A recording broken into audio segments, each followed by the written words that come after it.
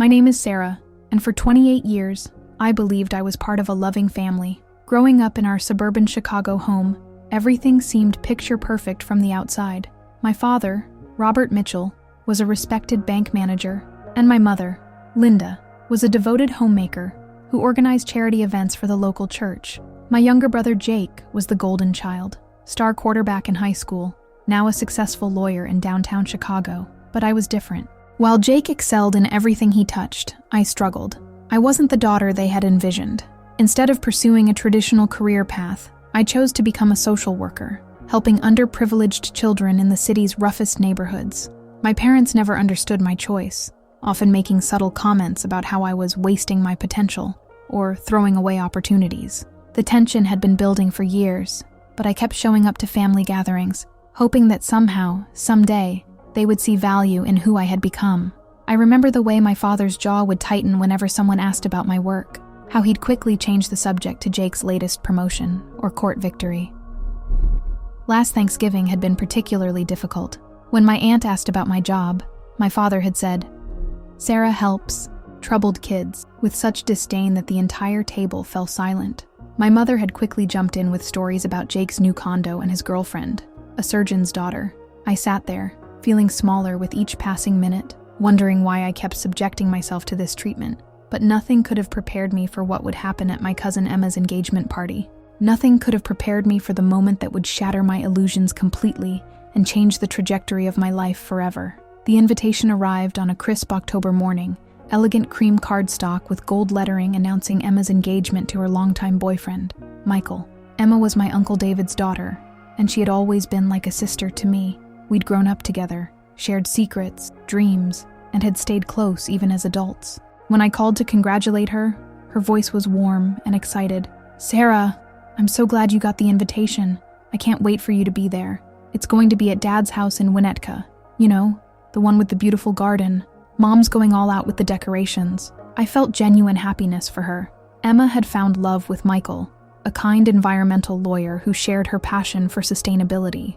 They were one of those couples that just made sense together, and seeing their joy reminded me that real love existed, even if it seemed elusive in my own life. "I wouldn't miss it for the world," I told her.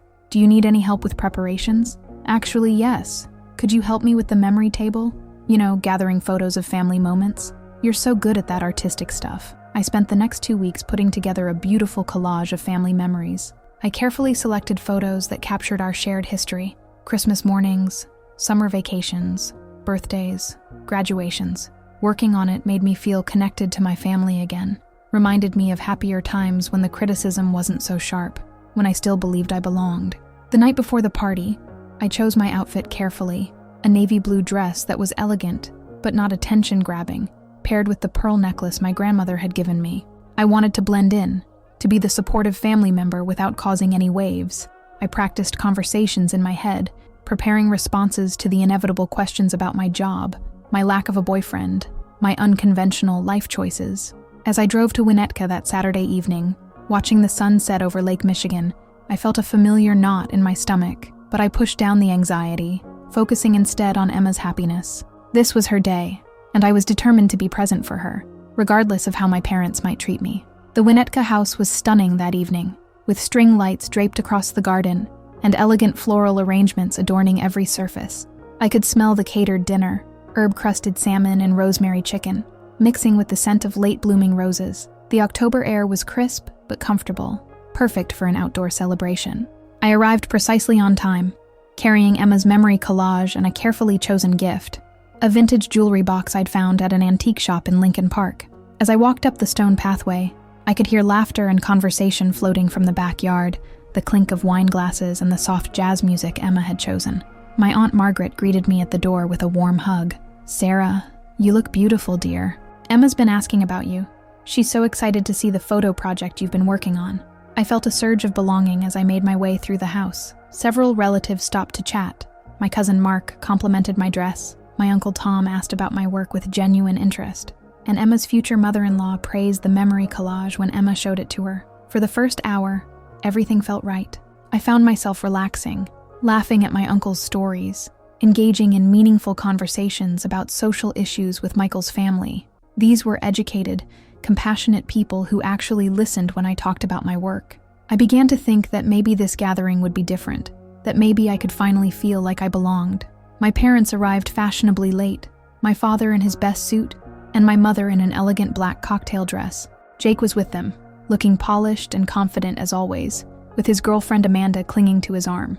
I watched as they made their rounds, accepting congratulations on Jake's recent promotion to junior partner at his law firm. When my mother spotted me, she approached with her social smile firmly in place. "Sarah, dear, you're here early. I wanted to help Emma set up," I replied, gesturing toward the memory table. My father glanced at my contribution with barely concealed indifference. "How crafty," he said, the word dripping with condescension. I felt the familiar sting but forced myself to smile. "Emma seems to love it." "Yes, well, Emma's always been sentimental," my mother said dismissively, before turning to greet someone more important. The evening continued, and I tried to stay positive, focusing on the genuine connections I was making with other family members. But I couldn't shake the feeling that my parents were watching me, judging every interaction, every laugh, every moment of happiness I dared to express. As the evening progressed, the party moved into full swing. The dinner had been served, toasts had been made, and Emma was radiant as she showed off her ring and shared stories about the proposal. I felt genuinely happy being part of her special moment, helping to serve dessert and chatting with relatives I rarely saw. Around 9 o'clock, I was standing near the dessert table, arranging the remaining petits fours when my father approached. He had been drinking, not heavily, but enough that his usual filter seemed to have slipped. His face was flushed, and there was something in his eyes I'd never seen before, pure, undiluted contempt. He stood close to me, closer than was comfortable, and I could smell the whiskey on his breath. For a moment, I thought he might actually say something kind, something acknowledging my contribution to Emma's evening, or my presence in the family. Instead, he leaned in close to my ear, his voice low enough that no one else could hear, and whispered the words that would haunt me forever. "You know, Sarah, you're the shame here. Everyone can see it. You don't belong with the rest of us." The words hit me like a physical blow. I felt my hands start to shake, my vision blur slightly. I looked up at his face, hoping to see some sign that he was joking, that this was some terrible mistake. But his eyes were cold, serious, and there was a cruel satisfaction in his expression, as if he'd been waiting years to say those exact words. I stood there, frozen, as he straightened up and walked away, immediately resuming his jovial conversation with my uncle about golf handicaps. He acted as if nothing had happened, as if he hadn't just delivered a devastating blow to his own daughter's heart. The party continued around me, but everything felt different now. The laughter seemed forced, the music too loud, the lights too bright. I watched my father charm everyone around him, playing the role of the proud patriarch, the successful banker, the loving family man. But I had seen behind the mask, and I couldn't unsee what I had witnessed. I spent the rest of the evening in a daze, going through the motions of socializing while my father's words echoed in my head. "You're the shame here. Everyone can see it." I found myself studying the faces of my relatives, wondering if they all felt the same way, if I had been deluding myself about their acceptance all these years. When Emma hugged me goodbye, thanking me again for the memory collage, I felt like I was saying farewell to more than just the evening. I was saying goodbye to the last remnants of my belief that I had a place in this family. The drive back to my apartment in Rogers Park felt endless. Chicago's skyline glittered ahead of me, but for the first time, the city I loved felt cold and unwelcoming. My hands gripped the steering wheel so tightly my knuckles had turned white, and I had to pull over twice because my vision kept blurring with unshed tears. When I finally reached my small one-bedroom apartment, I sat in my car for nearly an hour, unable to bring myself to go inside. The weight of my father's words pressed down on me like a physical thing. "You're the shame here." The casualness with which he'd said it, the satisfaction in his voice, it revealed a truth I'd been too naive to see. Inside my apartment, I poured myself a glass of wine with shaking hands and sat on my worn but comfortable couch, staring at the photos on my mantle. There was one from my college graduation, me beaming in my cap and gown, flanked by my parents. I had been so proud that day, graduating summa cum laude with my degree in social work. But now, I remembered how my father had complained about having to miss a golf tournament to attend, how he'd made jokes about my bleeding heart career choice to anyone who would listen. Another photo showed me with Jake at his law school graduation. Even then, I could see the difference in how our parents treated us. Jake was surrounded by pride and celebration, while I was relegated to the background, the supporting player in his success story. I began to recall years of subtle and not-so-subtle signs that I had dismissed or rationalized away. The way my father would introduce Jake as my son the lawyer, but me simply as my daughter Sarah. How Christmas gifts for Jake were always expensive and thoughtful, while mine were clearly last-minute afterthoughts. The way family photos were arranged with Jake prominently featured while I was positioned at the edges. I remembered my high school graduation, when I had been valedictorian. Instead of celebrating my achievement, my father had worried aloud about how my political speech about social justice might reflect poorly on his standing at the bank. My mother had been more concerned about the reception menu than my academic accomplishments. The pattern was so clear now that I couldn't believe I had missed it for so long. Every family gathering, every holiday, every milestone had been tainted by their disappointment in who I was. They hadn't hidden their preference for Jake. I had simply refused to see it. As I sat there in my quiet apartment, surrounded by the life I had built for myself, filled with books, artwork from the children I worked with, photos of friends who actually valued me, I realized something profound. My father was right about one thing. I didn't belong with them, but not because I was a shame, because I was better than their narrow-minded, materialistic values, because I had chosen to build a life based on compassion and service, rather than status and money. For the first time that night, I felt something other than pain. I felt clarity. I barely slept that night. Every time I closed my eyes, I heard my father's voice. "You're the shame here." But as the hours passed, something unexpected began to happen. The pain was transforming into something else. Anger, yes, but also a strange sense of liberation. By dawn, I had made a decision that would have seemed impossible just hours earlier. I was done. Done pretending that their love was something I could earn. Done subjecting myself to their judgment and criticism. Done being the family scapegoat who absorbed their dysfunction so they could maintain their perfect facade. I called in sick to work, something I rarely did, and spent the day in what felt like a strange form of meditation.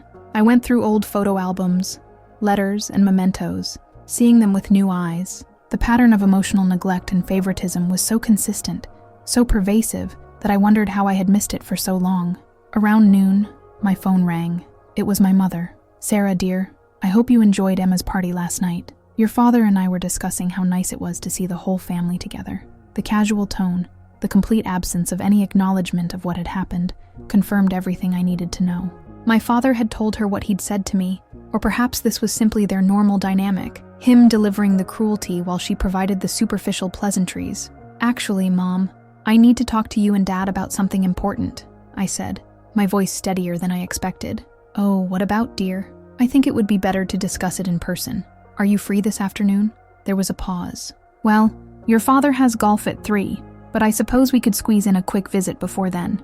Even now, even when I was requesting a serious family conversation, golf took priority. I almost laughed at the absurdity of it. "I'll be there at 1 o'clock, I said. I spent the morning preparing not just what I would say, but who I wanted to be when I said it. I wasn't going to be the desperate daughter begging for acceptance anymore. I wasn't going to be the family shame, carrying their dysfunction on my shoulders. I was going to be Sarah Mitchell, a woman who had built a meaningful life helping others, who had friends who valued her, who had worth beyond their narrow definition of success. I chose my outfit carefully, not to impress them, but to feel strong. A crisp white button-down shirt, dark jeans, and the leather jacket I'd bought myself for my birthday. I looked in the mirror and saw someone I was proud to be. The drive to their house in Lincoln Park felt different this time. Instead of the familiar anxiety, I felt calm. I was finally about to speak my truth, and whatever happened next, I would be free. My parents' house looked exactly the same as always. Perfectly manicured lawn, expensive cars in the driveway, every detail designed to project success and respectability. But as I walked up the front steps, I saw it differently now. It looked like a museum, beautiful and cold, more concerned with appearance than warmth. My mother answered the door wearing her usual afternoon attire, pressed slacks and a cashmere sweater, every hair in place despite being at home. "Sarah, punctual as always. Come in, dear. Your father's in his study." The house smelled like furniture polish, and my mother's expensive perfume, exactly as it had throughout my childhood. Family photos lined the hallway, mostly of Jake's achievements, with a few token pictures of me scattered throughout like obligatory afterthoughts. My father emerged from his study wearing khakis and a polo shirt, clearly dressed for his golf appointment. He greeted me with the same false warmth he'd displayed at the party, as if the previous night had never happened. "Sarah, To what do we owe this unexpected pleasure? I followed them into the living room, the same room where I'd opened Christmas presents as a child, where I'd told them about my acceptance to college, where I'd shared my dreams and hopes over the years. But now it felt like a courtroom, and I was finally ready to present my case. I want to talk about what happened last night, I said, my voice clear and steady. My father's expression didn't change, but I saw a flicker of something, annoyance perhaps, that I was bringing up what he clearly considered a closed matter. Last night was lovely, my mother said quickly. Emma looked radiant, didn't she? Such a beautiful party. Dad told me I was the shame of the family, I said, cutting through her deflection. The room fell silent. My mother's face went pale, and my father's jaw tightened. For a moment, no one spoke. I don't recall saying any such thing, my father said finally, his voice cold and controlled. You said, and I quote, "You know, Sarah, you're the shame here. Everyone can see it. You don't belong with the rest of us." My mother looked between us, her social training warring with the obvious tension in the room. Surely there's been some misunderstanding. There's no misunderstanding, I interrupted. And honestly, after thinking about it all night, I realize you've been telling me the same thing in different ways for years. The dismissive comments about my career, the way you introduce Jake as your son the lawyer but never mention what I do, the Christmas gifts, the family photos, the constant comparisons. You've made it clear that I'm a disappointment. My father's mask began to slip. If you feel that way, perhaps it's because you've made disappointing choices. We gave you every opportunity, and you chose to waste your potential working with criminals and addicts for poverty wages. I help children, I said firmly. Children who've been abused, neglected, forgotten by people who were supposed to love them. I help them find safety and hope. If that's shameful to you, then we have very different definitions of what matters in life. Don't be dramatic, my mother said, but her voice lacked conviction. I'm not being dramatic. I'm finally being honest. You've never been proud of me, never supported my choices, never showed me the love and respect you showed Jake. And that's your loss, not mine. My father stood up abruptly, his face flushed with anger. How dare you come into our home and accuse us of not loving you? We've supported you your entire life, paid for your education, given you every advantage. Financial support isn't love, I replied, remaining seated, refusing to let his intimidation tactics work on me anymore. Love is acceptance, encouragement, pride in who your child becomes, not who you wish they were. We're proud of both our children, my mother said weakly, but even she seemed to know how hollow the words sounded. Are you? I challenged. When's the last time you told someone about my work with the foster care system? When have you ever asked me about a child I've helped? When have you celebrated my accomplishments the way you celebrate Jake's? The silence stretched between us, filled with decades of unspoken truths. My father checked his watch, a gesture so typical of him that I almost smiled. Even now, even during what was probably the most important conversation of our relationship, he was more concerned about his tea time than his daughter's pain. Look, Sarah, I don't know what's brought on this emotional outburst, but perhaps you should consider that if you feel unappreciated, it might be because you've chosen a path that's difficult to appreciate. Those words, cold, calculated, designed to cut deep, finally freed me completely from any remaining hope for their approval. You're right, I said, standing up. My path is difficult to appreciate for people who measure worth by salary and status symbols, but I've helped dozens of children find safe homes. I've connected families, prevented abuse, saved lives. That's difficult to appreciate if you've never had to comfort a 7-year-old who's been abandoned, or fight the system to keep siblings together, or watch a teenager age out of foster care with nowhere to go. I walked to the mantel where their family photos were displayed. Jake's graduation, Jake's promotion party, Jake's vacation photos with Amanda. There was one picture of me, from my college graduation, relegated to the far corner. I'm done trying to earn your love, I said, turning back to face them. I'm done pretending that your approval matters more than my own self-respect. I'm done being your family's shame. Sarah, don't be ridiculous, my mother started. I'm not being ridiculous. I'm being smart. For the first time in my life, I'm choosing myself over your dysfunction. I walked toward the door, feeling lighter with each step. If you walk out that door, don't expect us to welcome you back, my father called after me. I turned around one last time, looking at these two people who had shaped so much of my early life, who had given me my blue eyes and my stubborn chin, who had also given me years of feeling inadequate and unloved. That's exactly what I'm counting on, I said. 6 months have passed since that October afternoon, when I walked out of my parents' house for the last time. 6 months since I stopped trying to squeeze myself into a box that was never designed to fit me. 6 months since I discovered what it feels like to be truly free. The first few weeks were harder than I'd expected. Not because I missed my parents. I was surprised to discover how much lighter I felt without their constant criticism, but because I had to rebuild my entire sense of family and belonging. I had to learn who I was when I wasn't constantly trying to prove my worth to people who had already decided I was worthless. I threw myself into my work with renewed passion. Without the emotional drain of family obligations and criticism, I found I had more energy for the children who needed me. I took on additional cases, implemented new programs at the agency, and even started teaching weekend workshops for new social workers. My colleagues noticed the change immediately. "You seem different," my supervisor Maria told me one day. "More confident, more yourself." She was right. For the first time in my adult life, I wasn't apologizing for my career choice or downplaying my accomplishments. When people asked about my work, I spoke with pride about the children I'd helped, the families I'd reunited, the systems I was working to change. I also discovered that my father had been wrong about something else. I wasn't alone. The family members who mattered, Emma, my Uncle Tom, my cousin Mark, reached out when they heard what had happened. They were horrified by my father's behavior and angry that I'd been suffering in silence for so long. "I always wondered why you seemed so tense at family gatherings," Emma told me over coffee one afternoon. "Now I understand. I'm so sorry I didn't see it sooner." "It wasn't your job to see it," I assured her. "It was mine to finally acknowledge it." Emma and I are closer now than we've ever been. She and Michael have become like the siblings I always wished I had. Supportive, encouraging, genuinely interested in my life and work. When they got married in a small ceremony 3 months ago, I was honored to be Emma's maid of honor. My parents weren't there, of course. They had made their choice, and I had made mine. I've also made new friends through my work and volunteer activities. People who share my values, who understand that success can't be measured solely by bank account balances or job titles. I've joined a hiking group, started taking pottery classes, and even tried online dating.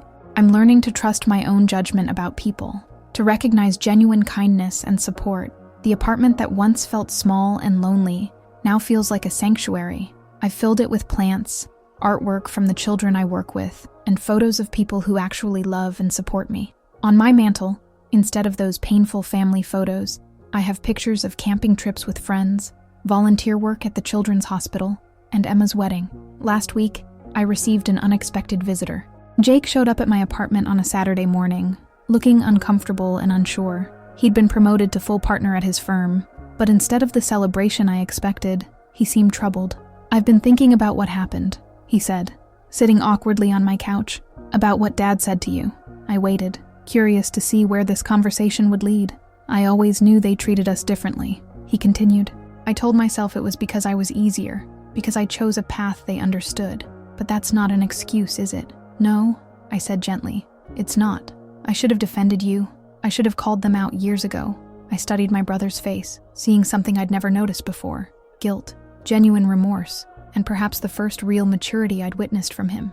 "You can't change the past," I told him, "but you can choose what kind of relationship we have going forward." We talked for 2 hours that day. Really talked, perhaps for the first time in our lives. Jake admitted that our parents' favoritism had been as much a burden for him as it had been painful for me. He'd always felt pressure to be perfect, to live up to their impossible expectations, while I'd had the freedom to choose my own path, even if they disapproved. "I envy you," he said as he was leaving. "You had the courage to walk away. I'm still trying to be the son they want instead of the man I want to be." Today marks exactly 6 months since I walked away from my parents' house, and I'm celebrating by doing something I've always wanted to do, but never had the confidence to attempt.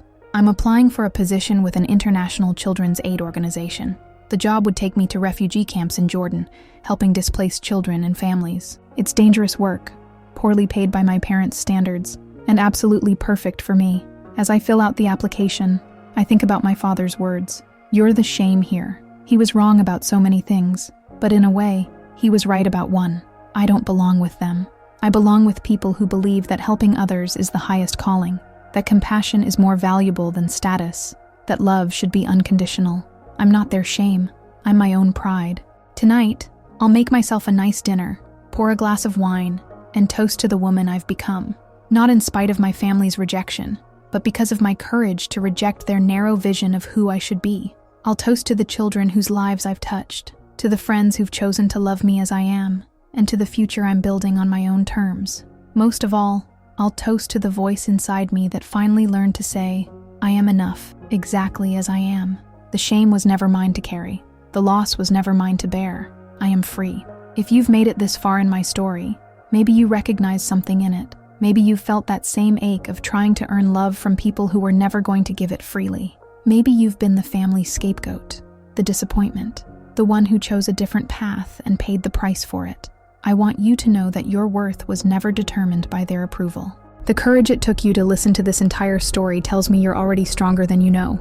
Sometimes the most loving thing we can do for ourselves is to stop trying to fit into spaces that were never meant for us. I'd love to hear from you in the comments below. Have you ever had to make the difficult choice to walk away from toxic family dynamics? What gave you the strength to choose yourself? Your story might be exactly what someone else needs to hear today. If this resonated with you, please share it with someone who might need to hear that they're not alone. Sometimes we need permission to stop carrying shame that was never ours to begin with. And if you want to hear more stories about finding strength in the most difficult moments, about choosing authenticity over approval, please subscribe, because every person who finds the courage to live their truth makes it easier for the next person to do the same. Thank you for listening to my story. Thank you for believing that people like us, the ones who choose compassion over status, purpose over profit, have value exactly as we are.